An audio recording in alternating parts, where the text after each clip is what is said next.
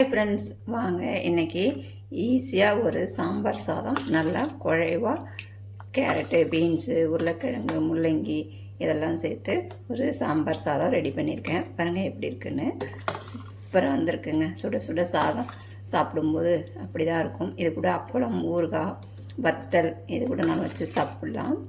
ஏன்னா நம்மளுக்கு எல்லாமே காயெல்லாம் சேர்த்துருக்கோம். அதனால் சைடில் அப்பளம் பொரித்து வச்சு சாப்பிடும்போது அவ்வளோ அருமையாக இருக்கும். வாங்க இது எப்படி செய்கிறதுன்னு வீடியோக்குள்ளே போய் பார்ப்போம்.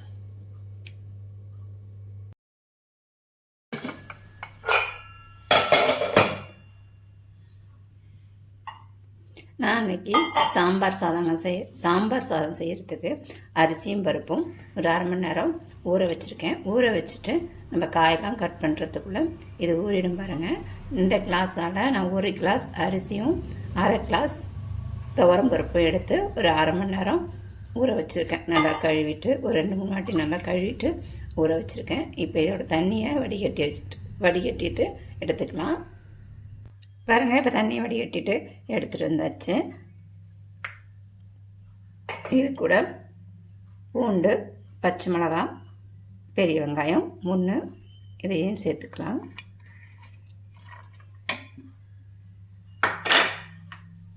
கூட பார்த்திங்கன்னா ஒரு தக்காளி,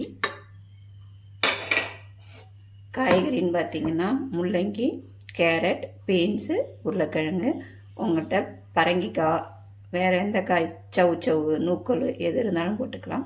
என்கிட்ட இருந்த காயை கட் பண்ணி வச்சுருக்கேன். இது எல்லாத்தையுமே இதில் கூட சேர்த்துக்கலாம்.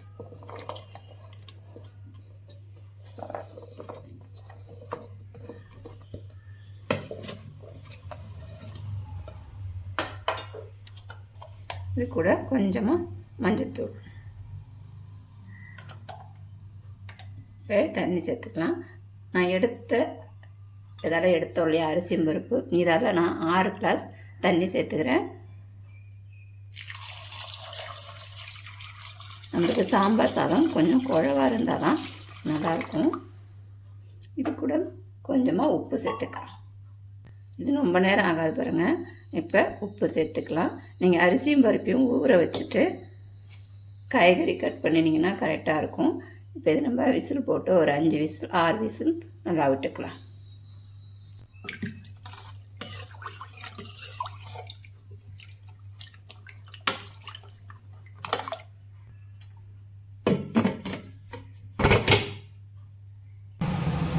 இப்போ நம்மளுக்கு சாதம் குக்கரில் விசில் அடங்கிறதுக்குள்ளே நம்ம ஒரு தாளிப்பு கொடுத்துக்கலாம். பார்த்திங்கன்னா எண்ணெய் சேர்த்துப்போம். எண்ணெய் காஞ்சிருச்சு. கடுகு, சீரகம், கொஞ்சமாக வெந்தயம் நல்லா பொரிஞ்சோன்னா கட் பண்ணி வச்சுருக்க சின்ன வெங்காயத்தை இது கூட சேர்த்துக்கலாம்.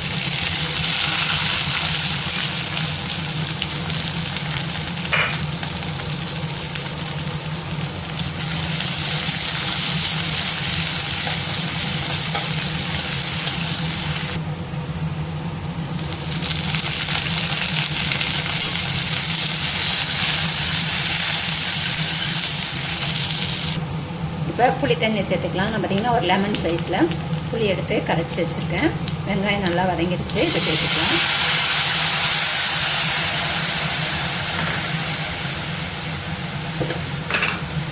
கூடவே நம்ம வீட்டில் அரைச்ச சாம்பார் தூள் காரத்துக்கு தகுந்த மாதிரி சேர்த்துக்கலாம்.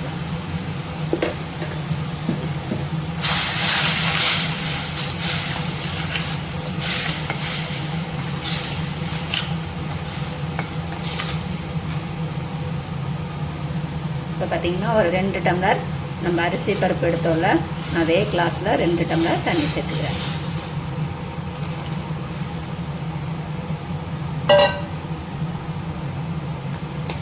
கூடவே கொஞ்சம் பெருங்காயம்,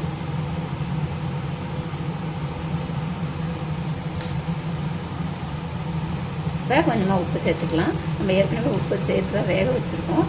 இந்த குழம்புக்கு அளவுக்கு உப்பு சேர்த்துப்போம். பாருங்கள், நம்ம வேக விட்ட அரிசி பருப்பு காய்கறி எல்லாமே நல்லா வெந்துருச்சு. இதை ஒரு வாட்டி நல்லா மசிச்சு விட்டுக்கலாம்.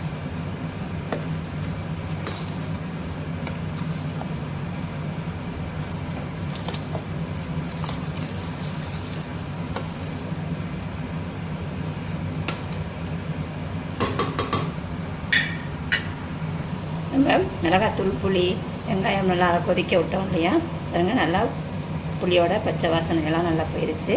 இப்போ நம்ம சாதத்தோடு சேர்த்துக்கலாம்.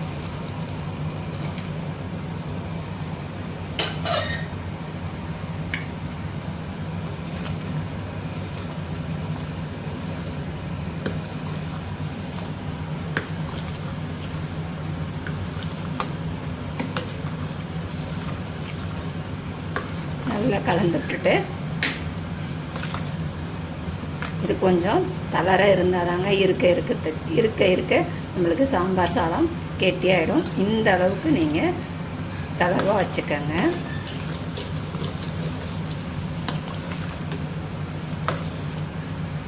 நீங்கள் இந்த சமயத்தில் உப்பு செக் பண்ணிக்கிறேன்னா செக் பண்ணிக்கலாம். அருமையான சாம்பார் சாதம் ரெடி ஆயிடுச்சுங்க. மேலே கொத்தமல்லி தூவிக்கலாம். பார்த்திங்கன்னா நெய்யில் முந்திரி பருப்பு வறுத்து வச்சுருக்கேன், அதையும் இது கூட சேர்த்துப்போம்.